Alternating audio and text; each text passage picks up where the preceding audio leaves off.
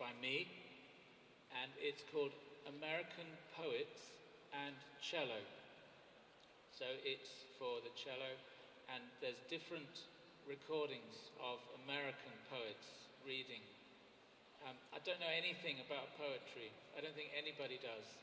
And anybody that says they know something about poetry is lying. But what I love about different poets is the sound of their voice.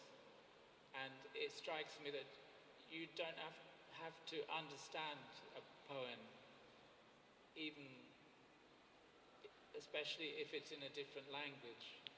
But I just like the sound of people's voices.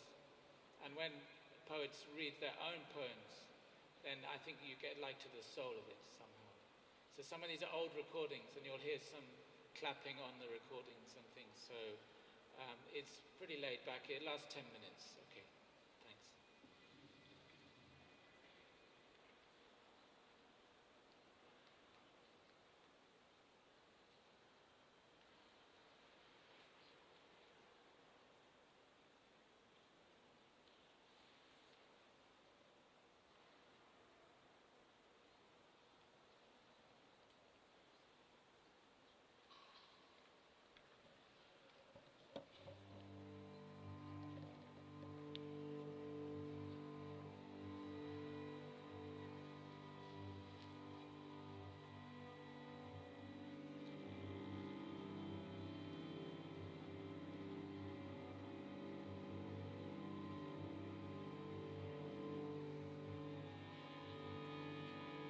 Words.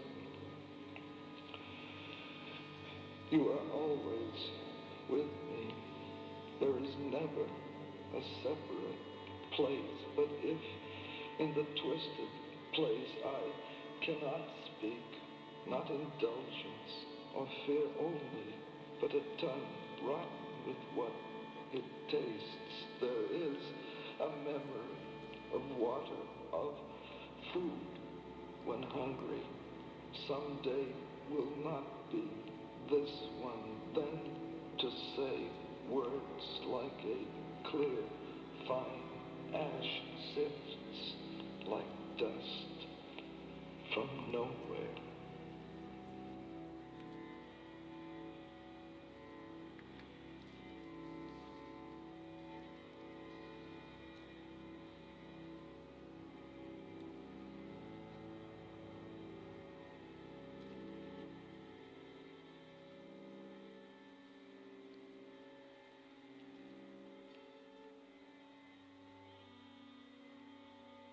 Aunt Rose, now, might I see you? With your thin face and buck-tooth smile and pain of rheumatism, and a long, black, heavy shoe to your bony left leg, limping down the long hall in Newark, on the running carpet past the grand black piano to the day room where the parties were, and I sang Spanish loyalist song in a high, squeaky voice, hysterical, comrades listening, while you limped around the room collecting the money. Aunt Honey, Uncle Sam, a stranger with a cloth arm in his pocket, and huge young bald head of Abraham Lincoln Brigade. Your long, sad face, your tears of sexual frustration, what smothered sobs and bony hips under the pillows of Osborne Terrace. The time I stood on the toilet seat, naked, and you powdered my thighs with calamine against the poison ivy. My tender and changed first black curled hair. What were you thinking in secret heart then, knowing me a man already, and I, an ignorant girl of family silence, on the thin pedestal of my legs in the bathroom, Cuisine and you, and Rose. Hitler is dead. Hitler is in eternity. Hitler is with Tamberlane and Emily Brontes. Though I see you walking still, a ghost on Osborne Terrace, down the long dark hall to the front door, limping a little, with a pinched smile and what must have been a silken flower dress, welcoming my father, the poet, on his visit to Newark. See you arriving in the living room, dancing on your crippled leg and clapping hands as book has been accepted by Liverite. Hitler is dead, and Liverite's gone out of business. The attic of the past and everlasting minutes are out of print. Uncle Harry sold his last silk stocking. Claire left interpretive dancing school. Grandma remains a wrinkled monument in old ladies' home, blinking at new baby. Last time I saw you, entered the hospital. Pale skull protruding under ashen skin. Blue-veined, unconscious girl in an oxygen tent. The war in Spain had ended long ago. Aunt Rose.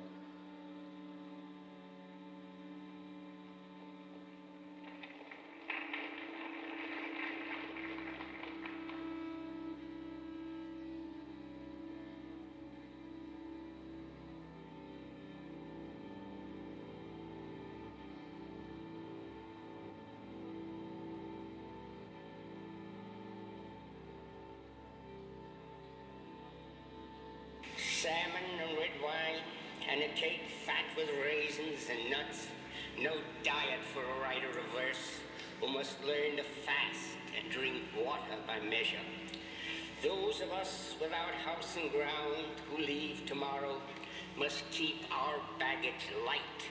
A psalm, perhaps a dialogue, brief as Lamech's song in Genesis, even Job among his friends, but no more.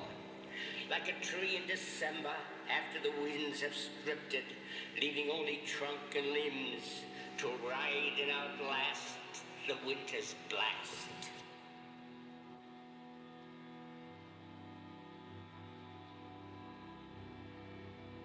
The winter afternoon darkens, the shoemaker bends close to the shoe, his hammer raps faster. An old woman waits, rubbing the cold from her hands.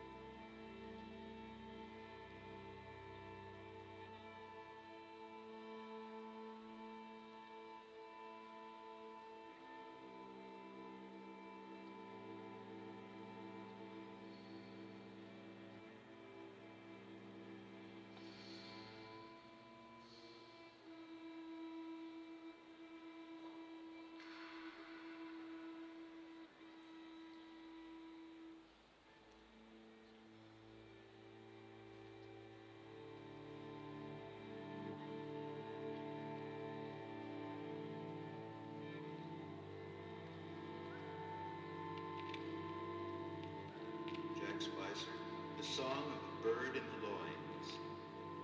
The swallow whispers in my loins, so I can neither lie nor stand, and I can never sleep again as I whisper this song. Deep in a well, he whispers, deep as diamonds washed beneath the stone. I wait, whisper endlessly, imprisoned in a wall of flesh. At night he sometimes sleeps and dreams. He sometimes does not hear my voice. How can I wound you with my well of sound if he can sleep and dream beneath its wounds? I whisper to you through his lips. He is my cage. You are my source of song. I whisper to you, well of stone.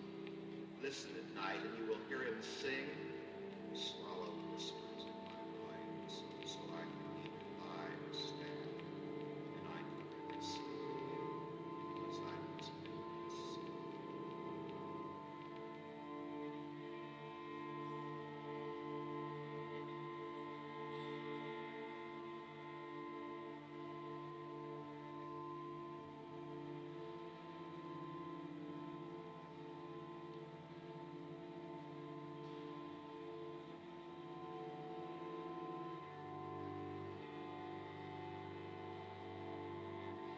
I saw myself a ring of foam in the clear stream of all of it, and vowed always to be open to it, that all of it might flow through, and then heard ring of foam, where a ring is what a bell does.